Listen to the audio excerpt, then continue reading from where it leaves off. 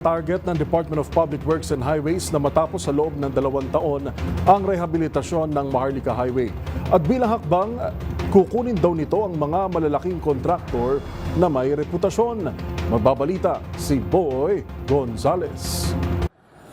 Kukunin ng Department of Public Works and Highways ang mga pinakamalalaki at reputadong kontraktor sa bansa para sa rehabilitasyon ng Maharlika Highway upang matiyak na dekalidad at mabilis ang pagkakagawa ng Maharlika Highway. Sinabi ni Public Works Secretary Vince Dizon na malalaking kontraktor ang kukunin ng DPWH para sa proyekto. Ito ay alinsunod sa direktiba ni Pangulong Ferdinand Marcos Jr.